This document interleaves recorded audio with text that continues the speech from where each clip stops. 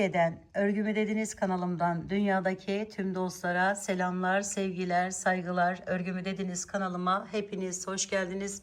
Bu videomda sizlere görmüş olduğunuz bu güzel spiral motiflerden oluşan battaniye çalışmasının nasıl yapıldığını anlatmak ve paylaşmak istiyorum. Umarım sever ve beğenirsiniz arkadaşlarım. Beğeni ve yorumlarınızı videomun alt kısmında yapabilir. Ayrıca paylaşımda bulunarak daha çok kişilere ulaşımını sağlayabilirsiniz. Evet, gelin şimdi bu güzelliği hep birlikte örelim. Örerken stres atalım. Evet arkadaşlarım, battaniyemi yaparken Nako Vega isimli şöyle düz siyah bir ipi kullandım. Numarası 217 arkadaşlar. Siyah ama 217 numara. Diğeri de Lanoso Caz Batik. Bunun numarası da 716 arkadaşlar. Dilediğiniz her türlü iple yapabilirsiniz bu arada. Onu da söylemeden geçmeyeyim. Tığ olarak 3,75 milim tığ kullandım. Motiflerimi yaparken. Şimdi batik ipimi alıyorum. Şöyle bir halka yapıyorum. Daha sonra halkanın içerisinden giriş yaptım bu şekilde. Sonra ipimi şu şekilde tutup çekiyorum. Bir tane buraya sık iğne yaptım. Bir miktar yükseldim. Arkalarını şu şekilde çevirerek öne getirdim diğerini ve bir tane ikili trabzan yaptım. Yanına 5 tane ikili trabzan yapıyorum. Yani toplam 6 olacak buradaki sayımız. 2, 3, 4, 5 ve 6. Evet, 6. 6 tane yaptıktan sonra bunu çıkartıyorum. Bunu bıraktım artık. Siyah ipimi alıyorum. Şöyle. Yine bu halka yaptığım yerin hemen bakın bunu bitirdim. Direkt buraya geçiyorum. Bunun yanından başlıyorum. Şöyle aldım. Bir tane zincirle sabitledim. Bir miktar yükseldim. Ve arkadan alıp yine 6 tane bu rengimle de yer yapıyorum. 2, 3,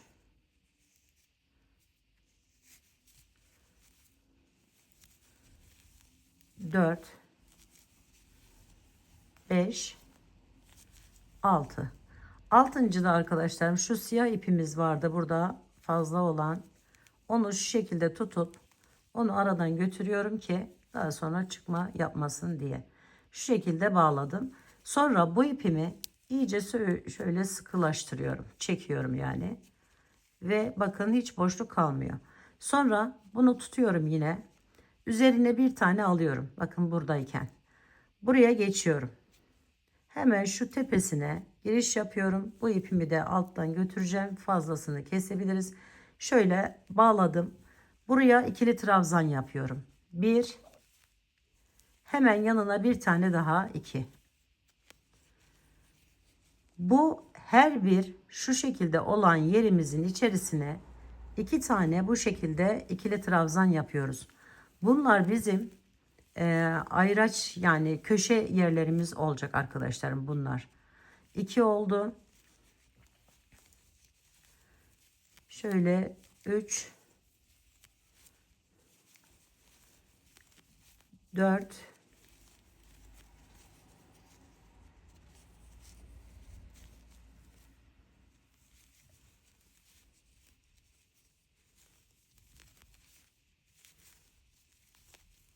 5. Bakın sonuncuyu da buradan giriş yapıyoruz yine. 6. 6 tane buraya bu şekilde 2 2 yaptım arkadaşlarım. Altta 6 taneydi. Yukarıda toplam 12 tane ikili trabzanımız olmuş oldu. Burada biraz şöyle bırakıyorum ve diğer ipimi alttan hemen giriş yapıyorum. Şöyle ilmeğimi aldım. Şu fazla ipimi keseyim. Kafamız karışmasın. Evet. Şimdi bununla üzerine bir aldım. Bakın şu 6 tane olan ikili trabzanlarımın üzerine 12 tane toplam ikili trabzan yapacağım. Her birinin üzerine 2 tane ikili trabzan yapacağım. Bakın köşesinden girdim. Şöyle 1, 2. Sonra yanına geçiyorum. Yanındaki boşluk, bakın şuradan girişimi yapıyorum. 1 2. Bu kurulumu çok önemli. Sonrası geliyor zaten. Kolay bir şekilde devam ediyor normalde modelimiz. Şöyle 2 2, bakın aldım. Buradan da giriş yapıyorum, alıyorum. 1 2. Sonra bu sonuncu yer. Bakın şimdi sayacağım. Şöyle göstereyim, bakın. 2 4 6 8 10 12. Bu çok önemli arkadaşlar. Şimdi 12 tane de bunu yaptıktan sonra bakın bu siyahın üzerinden devam edeceğiz. Şöyle üzerine bir aldım. Aradaki boşluğa arkadaşlarım, bakın şu boşluğa giriş yapıyorum. Bir tane ikili trabzan yapıyorum. Bir tane. Sonra üzerine bir alıyorum. Bakın iki tane yaptığımız yerler var. Şuralar. Buranın içerisine giriş yapıp buraya iki tane yapıyorum. Yine şöyle. Sonra iki tane ikilinin arası olan şuraya giriş yapıyorum. Bir tane yapıyorum. Diğerine geçip iki tane yapıyorum.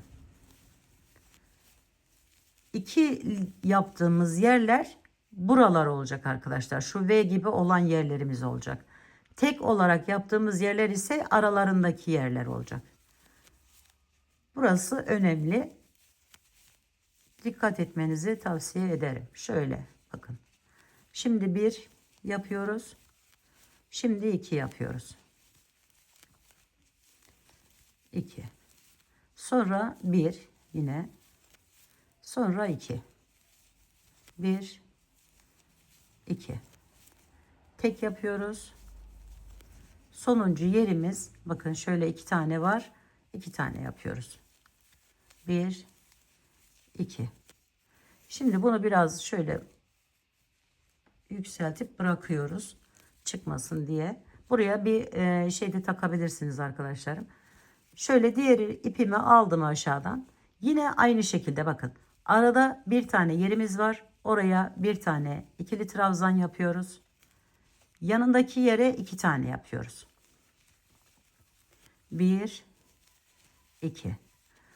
Bu ikili yaptığımız yerleri sonuna kadar devam edecek arkadaşlar. Ne büyüklükte istiyorsak o zamana kadar böyle 2 2 yaparak devam edeceğiz. Toplam bunların sayısı 12. Yani 12 tane şu şekilde yerimiz var. İkili yerimiz var. Şimdi birinciyi yaptım. Üzerine bir aldım. Aradaki boşluktan giriş yapıyorum yine. Ve oraya bir tane ikili trabzan. Hemen yanındaki V olan yerimden giriş yapıyorum. 2 tane ikili trabzan. Buraya yine bakın araya giriş yaptım, bir tane. Sonra yanına 2 tane. 1 2. Sonra 1. Sonra 2 yine. 1 2 1. Yine 2 tane. 1 2. Sonra 1. Sonra 2 1 2. Şimdi bakın aşağıda diğer rengimle bir tanesini yapmıştım. Bu araya 2 tane yapıyorum arkadaşlar. Şöyle bakın, birini bu tarafına, bir tane olan ikili trabzanımın hemen üzerine bu tarafa bir tane, bir de bu tarafa 2. 2'ye çıkmış oldu tek olan sayı. Sonra bakın V olan yere geldim. 2 tane yapıyorum yine. 1 2. Sonra aradaki tek olan yere geldim. 2'ye çıkartıyorum sayıyı. Şu şekilde. Sonra V olan yere yine 2 tane. Dediğim gibi arkadaşlar, bu V olan yerlere hep 2 tane yapıyoruz. 2 tane olarak devam ettiriyoruz. Zaten aralardan da bakın artışı yapmış oluyoruz. 2'ye çıktı sayımız. Devam ediyoruz. Buraya 2 tane ikili trabzan. Sonra bakın bu tek olandı. 1, hemen yanına 2. Sonra ikili olan yerimize geldik. Şöyle 1 2. Buradan devam ediyoruz. 1 2. İkili olan yere geldik. Buraya da 2 tane yapıyoruz. Sonra tek olanları yapıyoruz. 2 tane. 1 2. Sonra son yere yine 2 tane yapıyoruz. Bu son yerde her sırada böyle 2 tane yerimiz olacak arkadaşlar. Bunu çıkarttık. Şöyle. Diğerini alıyorum. Diğer rengime. Aşağıda bakın ilmeğimi takıyorum tığıma. Şimdi devam ediyorum bununla. Bakın şimdi bununla 2 tane yapma zamanımız geldi. Aynı şekilde buradan devam ediyorum. Girişimi yaptım. 1 2 yaptım. Sonra 2 tane yapıyorum içerisine. Aynı yere. Şöyle 1 2. Yine 2 tane yapıyorum. 1 2. Şöyle 1 2. Yine bu boşluğa 2 tane. 1 2. 1. Bu 12 tane olan yeri köşeler gibi düşünün. Şöyle 2 tane 2 tane yaparak geldik. Şimdi yine devam ediyoruz ikili yerlerimize. 1 2. Boşluğa giriş yaptık. 1 2.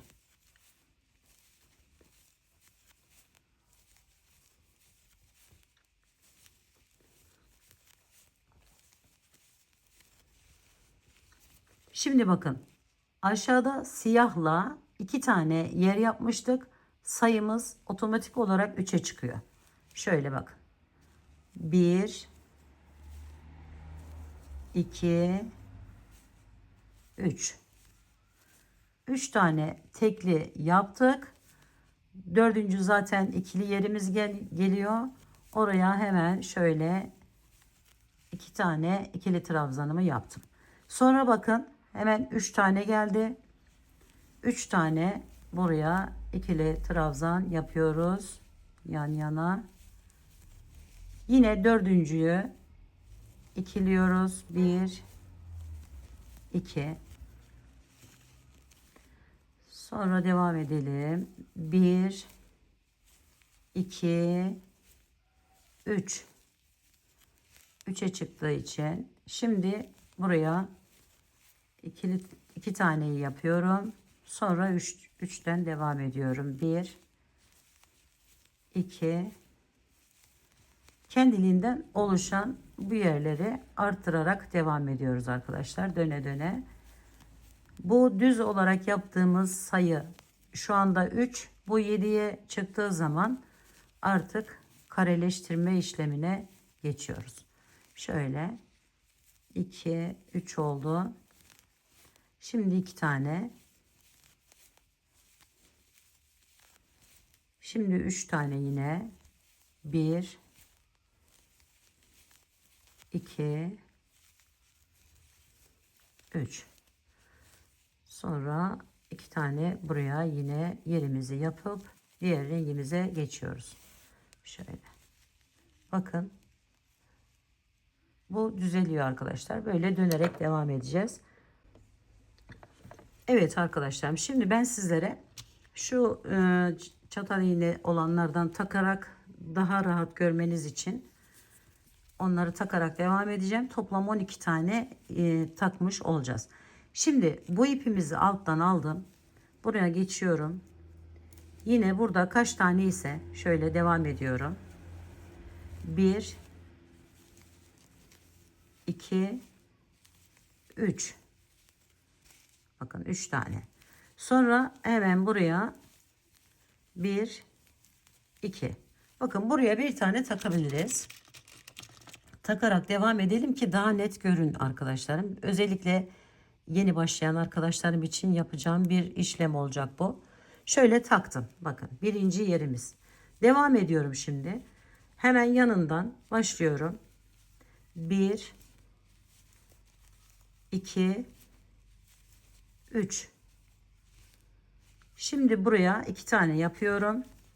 1 2. Hemen bir tane takalım.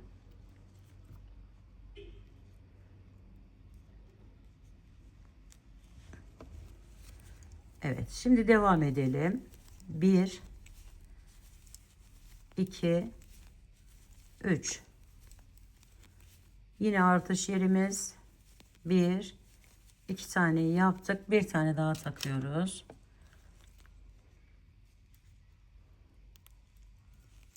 Artış yerlerine takıyorum arkadaşlarım.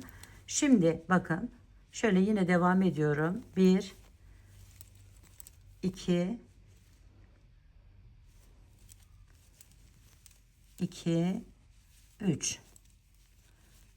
Daha 4 olan yere geçmedik. Şimdi buraya da takacağız bir tane. Şöyle üst kısmına takayım ki iyice gözüksün ve anlaşılsın. Evet, devam edelim. 1 2 3. Hemen buraya 2 tane yapıyorum. Ve bir tane de buraya takıyorum. Devam ettim. 1 2 3.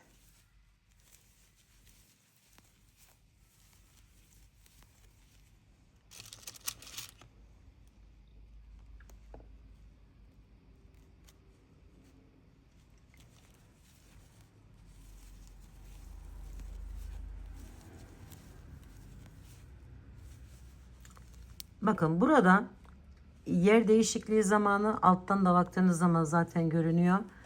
Şimdi 1 2 oldu. 3 4.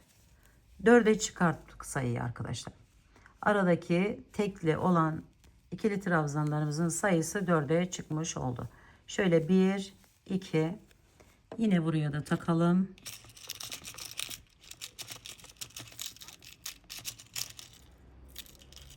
Sizi kendiliğinden götürüyor aslında. Yani kaç tane yapmanız gerekiyorsa sadece bu artış yerlerine dikkat etmeniz gerekiyor arkadaşlarım. Başka da bir zorluğu yok. Şöyle, o da zor değil zaten, gördüğünüz gibi zaten belli. İlk sıradan itibaren 1 2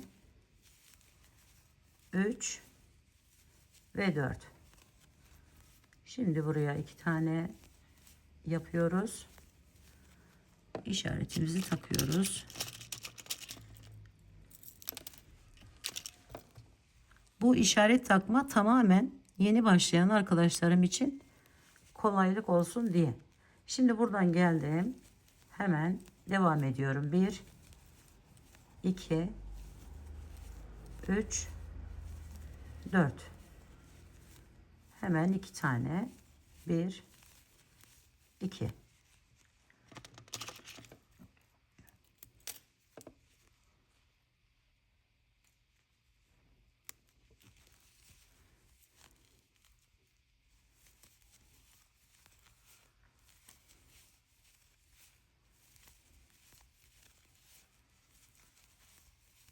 Yine 4 tane yaptım. 2 taneyi yapıyorum. Ve işaretimi takıyorum.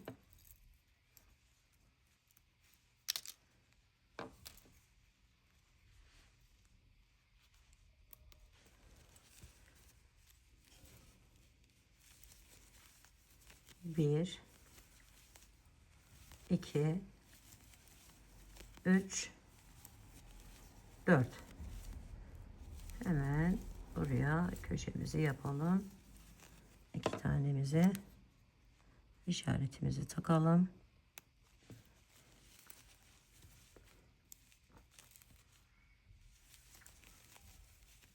Bir, iki, üç ve 4 ve 2 tane. 1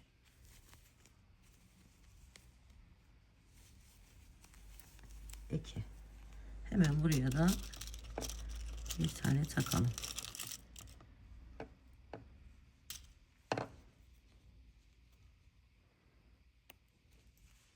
Bunu çıkartırken bundan takabilirsiniz arkadaşlar. Bu şekilde bir aparatınız varsa. Şimdi sayalım arkadaşlar. Bakın. Şöyle. 1, 2, 3, 4, 5, 6, 7, 8, 9, 10, 11, 12. Yani 12 tane böyle artış yerimiz var arkadaşlar. Her sırada birer tane aralarından artış yapıyoruz. Şimdi bu ipimizde artık buraya kadar geldik. Şimdi bununla devam edeceğiz. Alttan aldık hemen şöyle. Gördüğünüz gibi çok kolay. Şimdi buraya kadar yine bu ikili yere kadar tek olarak devam ediyorum. 1, 2, 3, 4. Şimdi bakın ikili yere geldim. Köşeme geldim. Hemen buraya 2 tane ikili trabzanımı yapıyorum. Sonra devam ediyorum yanından. 1, 2, 3, 4. Bir diğer köşeme geldim. Yani 2 tane yapacağım buraya da. Şöyle. 1, 2. Şu şekilde. Sonra devam ediyorum yine. 1, 2, 3, 4. Aradaki boşluk kaç tane ise her sırada birer tane artıyor zaten. Ona göre devam ediyoruz. Şöyle 1, 2, 3, 4. Ne yaptık? Hemen 2 tane buraya ikili trabzanımızı yapıyoruz.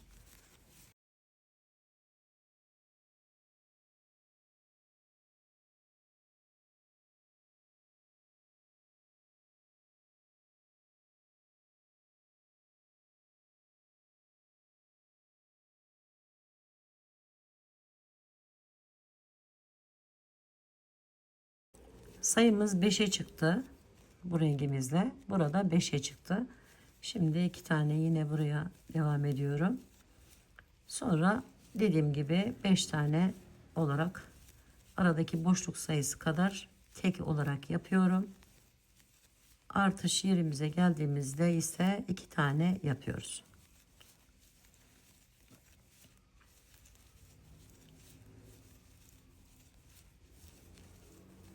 3, bakın 4 ve 5. Geldim birleştirdim. Yine 2 tane yapıyorum, pardon. Sonra yine devam ediyorum.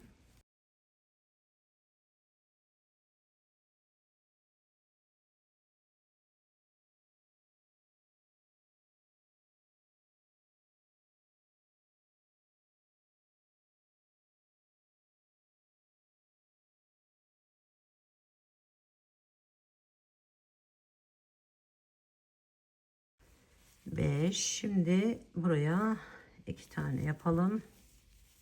1, 2. Diğer rengimize geçelim.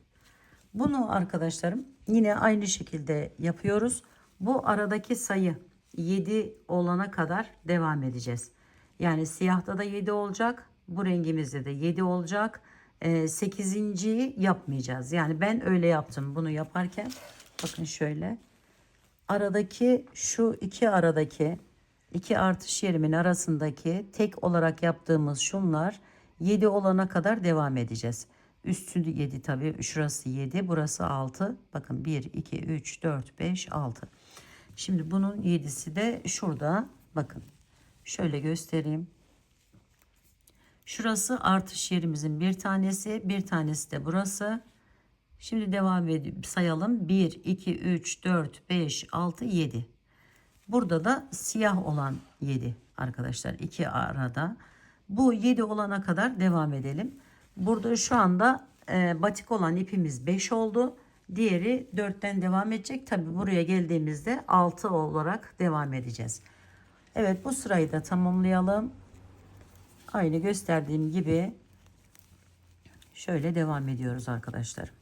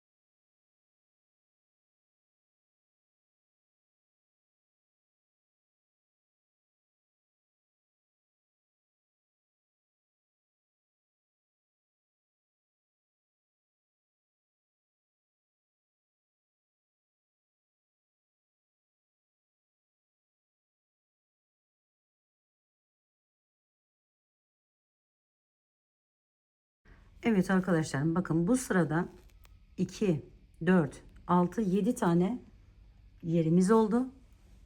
Ve buna başlamış olduk 7 olarak yapmaya. Siyah ipimizle buraya kadar gelip burada keseceğiz. Artık devam etmeyeceğiz. Şimdi bu rengimizle buraları 7 7 7 olarak dolduracağız. Şöyle şimdi ikili yerimi yapıyorum. 1 2. Sonra bakın 1 2 3 4 5 6 7. Evet, şimdi iki tane yine artışımı yapıyorum. Sonra yine 1 2 3 4 5 6 7.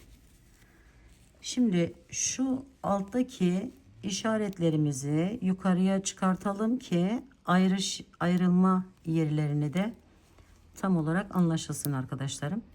Kareye çevireceğiz çünkü yuvarlak parçamızı. Şöyle takalım. Burada bitiriyoruz. Onun için burası kalsın. Burada bitireceğiz. Onun için şimdi buradan devam edelim. Siyah rengimizi orada bitireceğiz arkadaşlar. Karışıklık olmasın. Şöyle 1 2 3 4 5 6 7. Bakın hepsi 7 7 7 devam edecek. Şimdi buraya 2 tane hemen yapalım yerimizi. Bu da ses çıkartacak. Şöyle.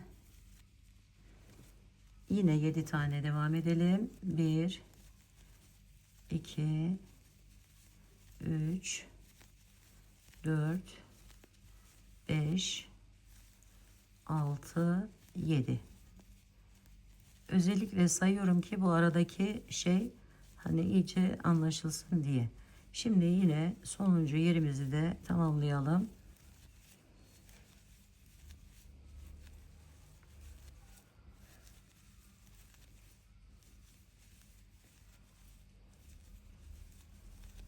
Ve buraya arkadaşlar şöyle önce bir tane ikili trabzanımızı yapalım. Daha sonra göstereceğim ben size bitmişini. Şu şekilde çıkarttım. Şimdi bu rengimi aslında tamamladım. Şöyle bitişini de göstereceğim size.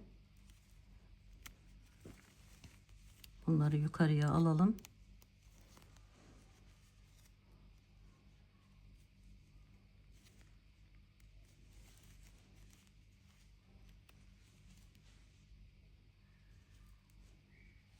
Yukarıdaki yine artış yerlerine takıyorum arkadaşlar, gördüğünüz gibi.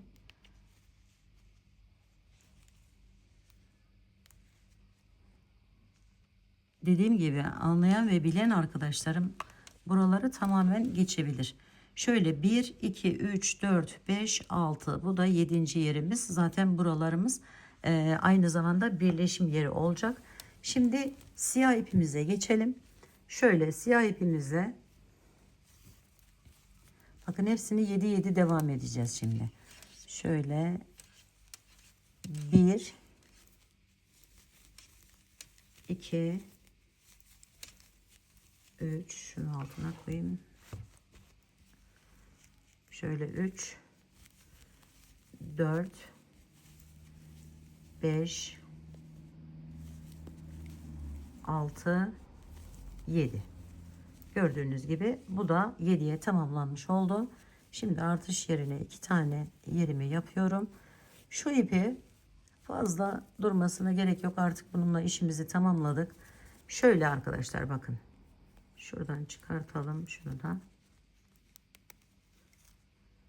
Bitirirken bunu şimdi birinciyi normal yaptım. Şöyle ikinciyi üzerine alıyorum. Buradan giriş yapıyorum aynı yerden. Şu şekilde üçlü, yani üçünü birlikte alıyorum. Çakma sık iğne yapıyorum. Yanındakinin üzerine giriş yapıp şöyle bir tane sık iğne yapıyorum. Bir zincir çekip kesiyorum. Yani bu ipimizle işimizi tamamlamış olduk. Şöyle. Bu böyle kalıyor arkadaşlar. Hatta bunu bu şekildeyken yaparsanız daha rahat ediyorsunuz. Şu ipi arkaya saklama işi. Şu şekilde önden arkadan alıp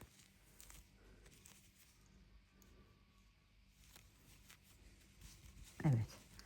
Şimdi siyah ipimizle 7 7 7, bakın şuraya kadar devam edeceğiz. Aradaki sayının 7 olmasına özen göstereceğiz arkadaşlar.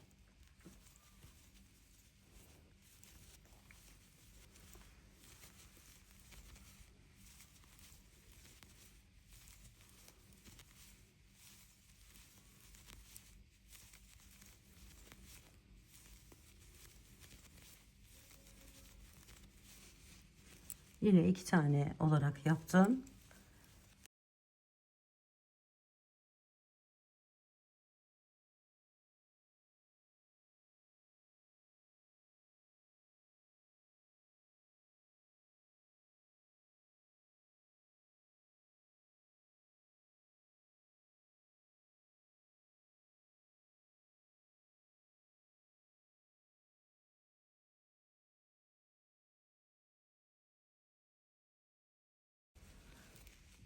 Evet, son yerimizi de tamamlıyoruz. 1 2 3 4 5 6 7. Şimdi arkadaşlar bakın artış yerimize geldik. Şurayı özellikle bir daha böyle saymak istiyorum. Bakın 1, 2, 3, 4, 5, 6, 7, 8. Eğer devam edersek sayıyı 8'e çıkartırız. Şunu da söylemek istiyorum. Eğer daha büyük hani motifler elde etmek istiyorsanız 8'e, 10'a, ne bileyim 12, 13 böyle yuvarlayarak büyütebilirsiniz. Ayrıca onu da belirtmek istedim. Şimdi burası benim artık siyah ipimi de tamamlayacağım yer. Bakın iki ipimiz karşılıklı olarak birbirine nasıl denk geliyor. Yani bu rengimizi burada bitirdik, bu rengimizi de burada bitireceğiz. Şimdi bunda yine üzerine bir aldım. Burası ikili artış yerimde. Şöyle çıkartalım. Evet, ikili artış yerime önce bir tane ikili trabzanımı yapıyorum. Sonra üzerine bir aldım. Çakma sık iğnemi yapıyorum. Şimdi buraya devam etmeyeceğim. Çünkü bu ipimle artık kareye çevireceğim bunu. Şu şekilde çeviriyorum arkadaşlar bakın. İçinden giriş yaptım. Çıkarttım. Sonra buraya bir tane sık iğne gibi bağladım. Sonra arkadan şu şekilde alıp buraya üçlü trabzan boyutunda bir yer yapıyorum. Sonra üzerine 2 doluyorum. Hemen aynı yerin içerisine bakın şu boşluğa giriş yaparak buraya bir tane üçlü trabzan yapıyorum. Sonra buradan devam ediyorum. Üzerine bir aldım. Şimdi aşağıda hemen bunun üzerinden giriş yapıyorum. Yani bu artış yerimin yanındaki yerin üzerinden. Buraya 5 tane ikili trabzanla devam ediyorum. 1, 2, 3, 4, 5. Bakın şimdi burası benim köşemdi. Buraya şöyle üzerine bir aldım.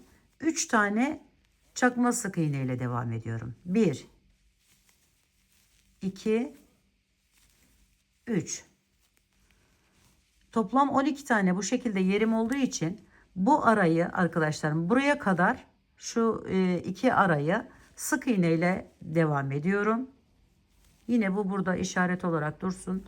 Şöyle 1, 2, 3, 4, 5, 6, 7, 8, 9 artış yerim. Buraya da bir tane şöyle dursun. 10 sık iğnemi yaptım. Bakın. Sonra yine üzerine bir alıyorum. 3 tane çakma sık iğne yapıyorum. 1, 2, 3. 5 tane ikili trabzan. 1, 2, 3, 4, 5. Bakın burası köşem yine. Üzerine 2 doladım. Köşe yapacağım için. Şöyle 1, 2, 3. Bir tane üçlü trabzan sonra hemen bir tane daha. Yani 2 tane üçlü trabzan yapıyoruz. 2 zincir çektik. Tekrar 2 tane üçlü trabzan yapıyoruz. Aynı yerin içerisine. 1, şöyle 2. Sonra yine 5 tane ikili trabzan yaparak devam ediyoruz. 1, 2, 3, 4, 5. Sonra 3 tane çakma sık iğne yapıyoruz. 1, 2, 3. Sonra sık iğneler ile devam ediyoruz. İki araya yani iki köşe. Şöyle bunları görmeseniz bile arkadaşlarım bakın artış yerlerimizin iki arayı sık iğne ile devam ediyoruz.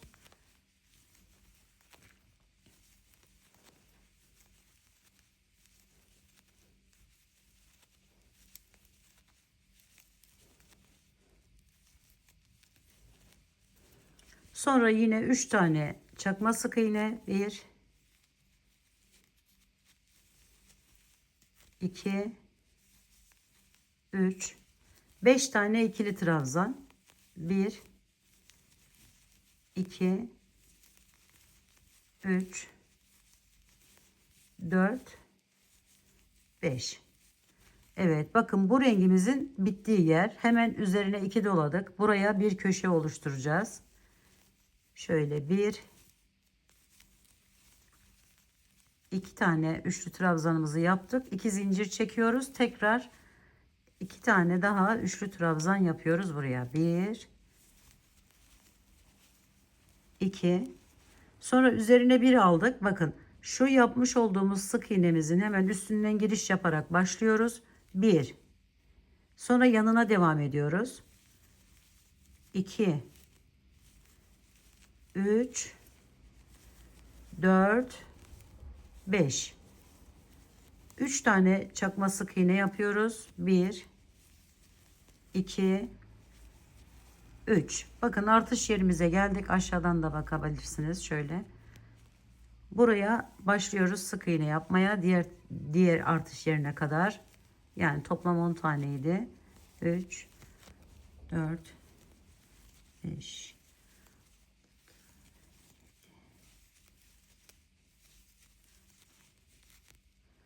Evet, diğer artış yerimize geldik. Hemen oraya da bir tane sık iğnemizi yaptık. Sonra 3 tane yine çakma sık iğnemizi yapıyoruz. 2 ve 3. Sonra 5 tane yine ikili trabzan yapıyoruz. 1, 2, 3, 4, 5. Sonra bakın artış yerine geldim. Hemen 2 tane üçlü trabzanımı yapıyorum önce.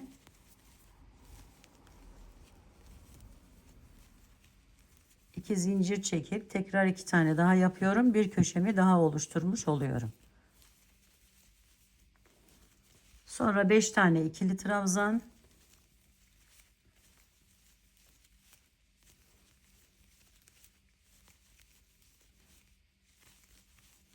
Üç tane çakma sık iğne yapıyoruz. Sonra 10 tane sık iğne ile devam ediyoruz.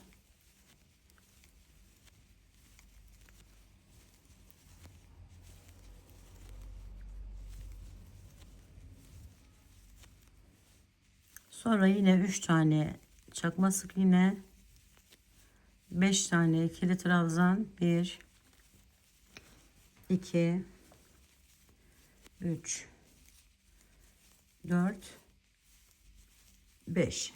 Bakın bu ilk başladığımız köşemiz, yarısını yapmıştık. Şimdi üzerine 2 aldım. Aynı oradan giriş yapıyorum. Ve üçlü trabzan yapıyorum. 2 tane. 1, 2. Sonra bir zincir çektim. Geliyorum. Şu tepesinden giriş yapıyorum. Şöyle. Buraya bir tane şöyle sık iğne tarzında yapıyorum. Sonra arkadaşlar bakın şu şekilde boşluktan giriş yaptım, çektim. Bir tane sık iğne arkadan alıp bir tane de böyle ikili trabzan boyutuna getiriyorum. Sonra üzerine bir aldım. Hemen yanına bir tane ikili trabzan yapıyorum. Sonra üzerine 2 doluyorum. Burası önemli. Bakın şu artış yerimizin buraya kadar şu aradaki yerlere üçlü trabzanlar yaparak devam ediyorum. Ama burası da önemli arkadaşlar. Bakın şu ilk yerden girişimizi yapıyoruz. Buradan başlıyoruz. 1 sayarak gidelim. 2, 3,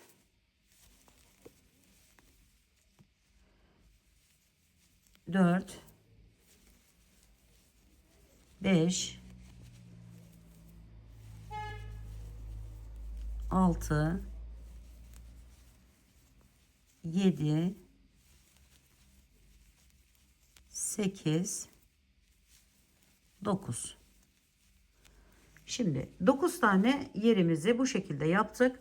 Şimdi ikili trabzanlar yaparak devam ediyoruz.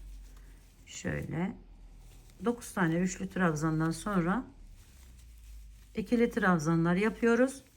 Bakın şurası diğer köşemizdi. Yani köşelerimizden bir tanesiydi şurası. Hemen buradan sayması zor olacağı için arkadaşlarım. Bakın şu köşe, yanındakine de bir tane ikili trabzan yapıyoruz. Buraya devam ediyoruz. 9 tane zaten üçlü trabzan yapmış olacağız. Yani her defasında böyle saymanıza gerek yok arkadaşlar. Özellikle orayı. Buraya şimdi şöyle ikili trabzanlar yaparak gelelim. Sayı aynı olacaktır. Çünkü aynı yerlerden hemen yapmaya başlıyoruz. Şöyle bakın, bir tane geçtim. Şu işaret koyduğumuz yer, bir tanesini geçtim. Şimdi sayarak devam edelim. 1 2 3 4 5 6 7 8 9. Yani bunu arkadaşlarım, burayı her defasında böyle saymanıza gerek yok. O artış yerlerinden bir sonrasından bu tarafa devam edeceğiz. Bir öncesinden bu tarafa devam ederseniz buradaki sayı aynı olur. Şimdi köşeye geçtik. Köşeye 2 tane ikili trabzan. Köşe, bak özellikle söylemek istiyorum. 2 tane ikili trabzan yapıyoruz köşelere. Şöyle 1 2. Sonra yine buraya bir kalan yere kadar üçlü trabzanlar yapıp devam ediyoruz. Toplam 9 tane olacak.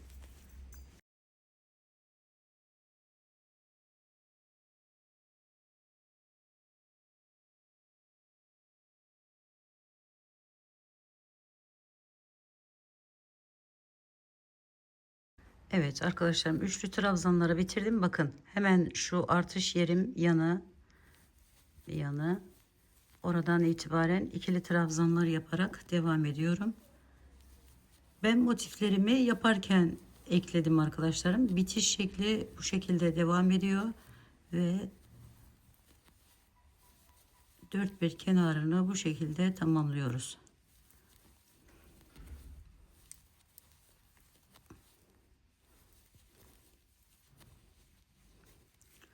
Bakın yine artış yerim.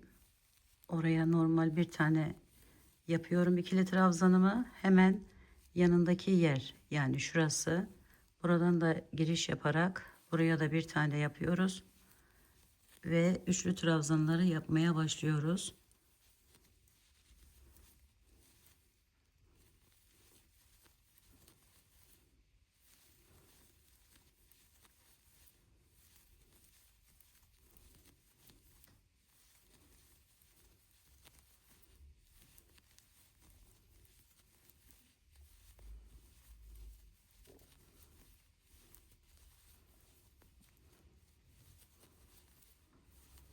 Dokuzuncuyu da yaptım. Şimdi 2 tane ikili trabzanımı yapıyorum.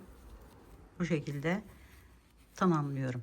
Bakın şöyle aynı işlemi dört bir kenarına yaptıktan sonra motifimiz tamamlanmış oluyor.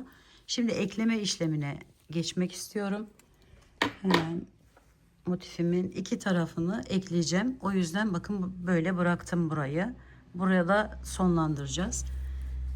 Hemen ekleyeceğim yere getiriyorum.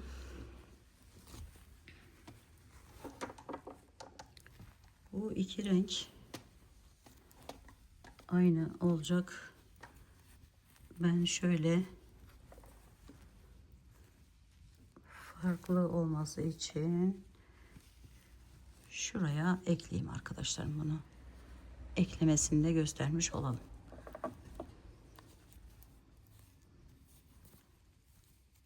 Renkleri, bir tane zincirimi çektim. Ekleyeceğim yer burası. Bakın şurası. Şu renk geçişleri diğer taraf aynı denk geleceği için, bakın şöyle yeşilli, bu da yeşilli yan yana olmasın diye. Bu tamamen sizin tercihinize bağlı, kullanacağınız ipe bağlı. Şu şekilde aldım bir tanesini. Bakın şu aradan diğer iki motifimin birleşim arasından giriş yaptım. Birleştiriyorum. Bir tane zincirimi çektim.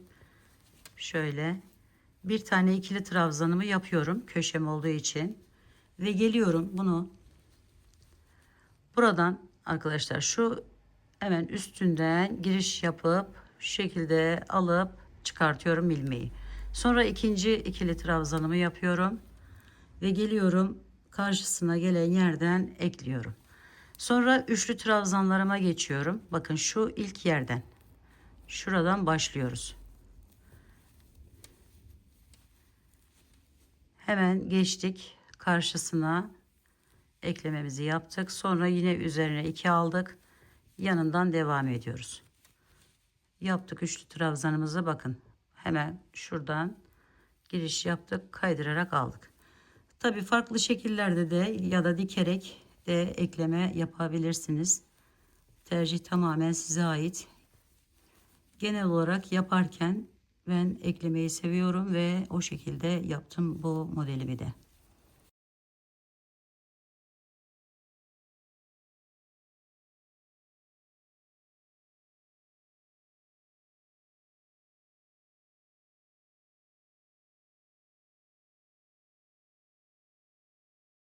Şimdi artış yerim burası. Yanına geliyorum. Bir tane ikili trabzanımı yaptım. Hemen bakın, zaten şu aradan giriş yaparak aldım ve diğerini bağladım. Artık diğerlerini ikili trabzan olarak devam ettiriyorum.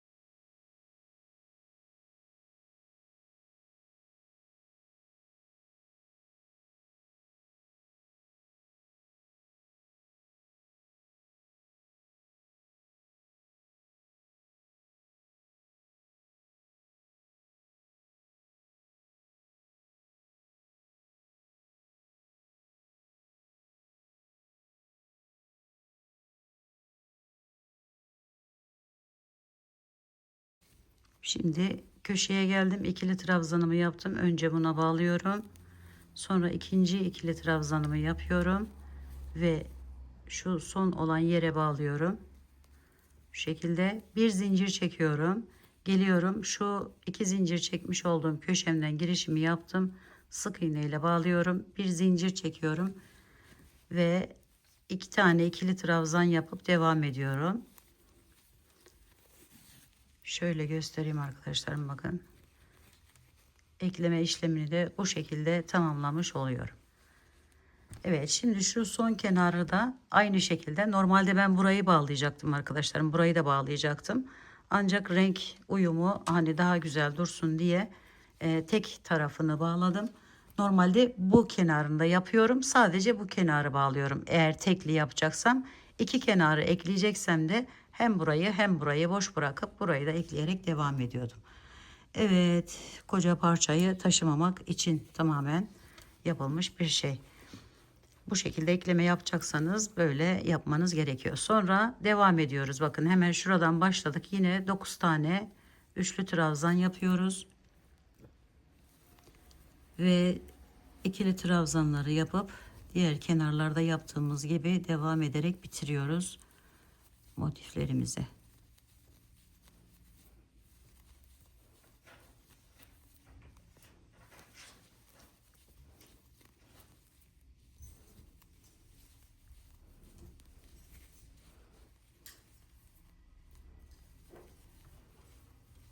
Saymadan geldim, bakın artış yerim. Hemen artış yerimden bir önceki yerden başlayıp ikili trabzanlar yapıp devam ediyorum.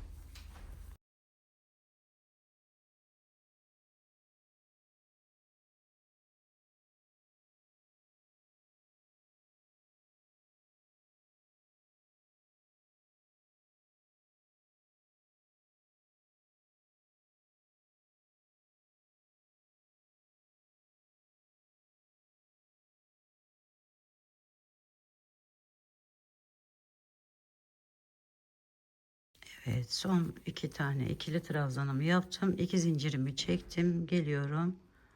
burası ile birleştiriyorum. Kaydırarak bağlıyorum. Ve tamamlamış oluyorum arkadaşlar.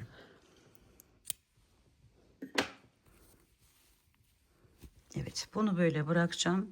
Daha sonra size bitmiş, yani tamamlamış kenar kısımlarına geçmeden önce göstermek için bu yapmış olduğumuz motifimiz arkadaşlar.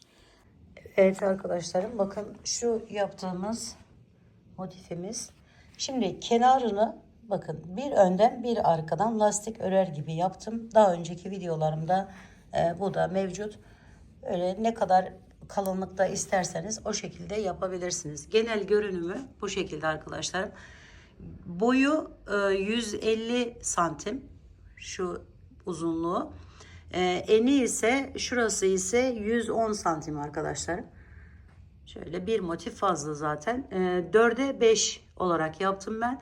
Dilerseniz bunu daha büyük de yapabilirsiniz. Ya da daha küçük yapabilirsiniz arkadaşlar. Evet, genel görünümümüz bu şekilde geldi. Şimdi siyah ipten 700 gram civarında ip kullandım. Batik ipten ise 500 gram civarında ip kullandım arkadaşlar. Benim elim gevşek biraz. Tabii bu motiflerinizin büyüklüğüne göre de değişecektir. Dediğim gibi nasıl büyüteceğini, nasıl daha küçük motifler elde edeceğimizi videonun içerisinde mevcut arkadaşlarım. Oradan bakabilirsiniz. Evet, umarım sevmiş ve beğenmişsinizdir. Yapacak olan arkadaşlarıma şimdiden kolaylıklar diliyorum. Örgümü dediniz, kanalıma abone olmayı, beğenmeyi, yorum yapmayı, paylaşımda bulunmayı unutmazsanız çok mutlu olurum. Bir dahaki en farklı, en değişik örgü model, teknik ve tasarımlarında görüşmek üzere. Hoşça kalın, sağlıkla kalın. Allah'a emanet olun arkadaşlar.